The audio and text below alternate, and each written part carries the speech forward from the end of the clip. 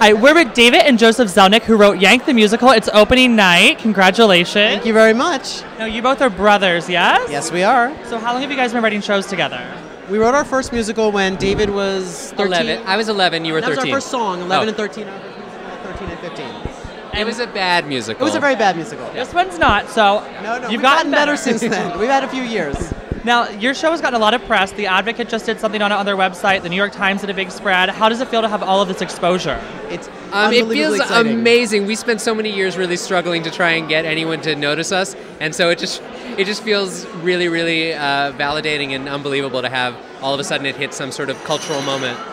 So. You know, the show has to do with some kind of military gay themes. So how do you think it plays to today's audience? Well, when we started writing the show, of course, we had no way of knowing that it would end up opening during the whole Don't Ask, Don't Tell repeal sort of movement, and it seems to be at exactly the right moment for this, and so we're just thrilled by that, and you can't plan that because it's taken us years.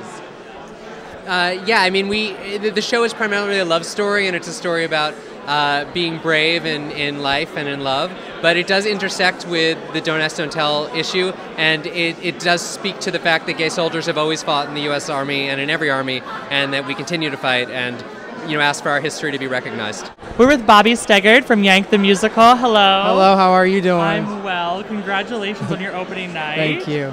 This play has gotten a lot of press recently. I know. The New York Times, Advocate, all of these publications are doing stuff. How does it feel to have so much exposure for this piece of work? Honestly, it's a shock because we've been working on this little musical for 3 years.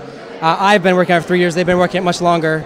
And it feels like justice is sort of being served. You know, the timing with Don't Ask, Don't Tell and with marriage equality issues matches up so perfectly with what the story's about. And I think it's really resonating at the right time. So you think today's audience can relate to it? I do. It's universal. It's about love, and everyone hopefully loves at one time in their life, and hopefully many times in their lives. And this is a story about fighting for that love. Happening politically in our society right now, Yeah. Don't Ask, Don't Tell, marriage equality, which you all are wearing the ribbons Absolutely. for. And so this play takes place years ago, but it's still an issue today. How do you think the audience will react to that? You know, if it starts conversations, that's the best thing that we can do. I got married in 2008, and the fact that my friends, my gay and lesbian friends, either have to go to different states or, you know, do all of this rigmarole to get the same kind of experience is ridiculous. And I'm so glad that if this has anything to do with starting people talking about it and getting people to understand that it's so overdue, then we've done. Not only have we done what I think is a great musical, but we've done a little bit of social service as well, which would be great.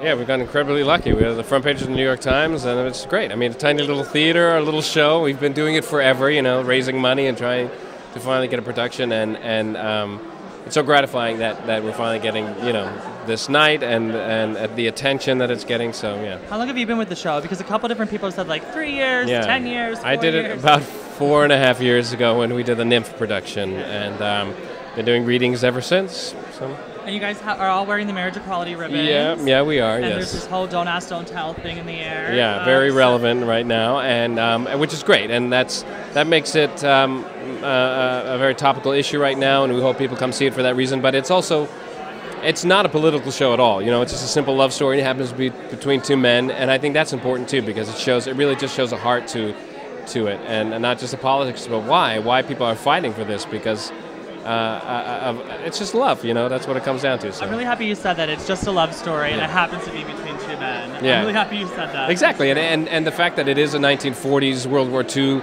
old-fashioned musical kind of hits it home even more. You know, we have these old-fashioned love songs that happen to be between men, and that totally makes the point, I think, better than anything else could. So. We're with Nancy Anderson at the opening night of Yank the Musical. Yes. You look phenomenal. Thank you very much.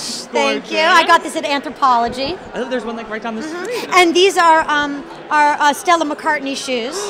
Oh, I'm Maybe jealous. I should hold them up so you can see them. Oh my God, See, I'm they've got little bows on the jealous. back, or butterflies, some people call them. I'm gonna get a pair. I just got a pair of Oh, heels. you're gonna Mine like are from them. Payless. Yours are from Stella McCartney. It's all right. It's all right. They're a little different. Yeah, it's okay. It's okay. So tonight, this show has been going on for a long time, and it's finally like having its big debut. Yes, I think that the birthplace of the song might have been my apartment when David Zelnick, the lyricist and book writer, was my roommate, and we would sit at home. We didn't have a TV. And so we would sit at home and listen to my records, vinyl records, of all the old singers of the 30s and 40s. And so when he and Joe got together to write this show, they wrote a part where I could pay tribute to all my favorite singers. So if you don't have a TV, listen to vinyls and you can have a show. I think it's great. Be creative. Use your imagination. That's true. Before television, people were much more creative. They learned to play piano. They wrote plays. You know, that's what happens when you don't have TV. Not that I have anything against TV. Nothing against it, but you can be very creative without Yes, it's true. It's true. And you know, the show, it was on the cover of the New York Times. Yes. Like, that's incredible. Monday, we were so excited to see that, well, you know, there's a lot of gay-themed plays on Broadway right now, and we were included, even though we're off Broadway, we were included in that group. So that was nice to, that's great. Yeah. You know, there's a lot of things. I mean, it's not really, it's more a love story, but it happens to be with gay men, and I think that's so great. Yeah, that's the most important part about this show, is that it's set in the context of a real Rodgers and Hammerstein style 40s, 50s musical. Well, 40s because it's a World War II show, and it has all the hallmarks of that old style romance, and it just happens to be between two men, and I think that's what sets things like arguments like gay marriage in a wonderful light for us to understand how important romance is. Yeah, and there's a little bit of a military theme in there, so the Don't Ask, Don't Tell stuff is coming up. So the audience is really they're really in for it. Oh yeah, it starts all nice and pretty, and then it hurts by the end. So well, I think bring your tissues. That's what I say. Yeah, bring a box of Kleenex. Yeah. Thank you so much. Thank you, Marty.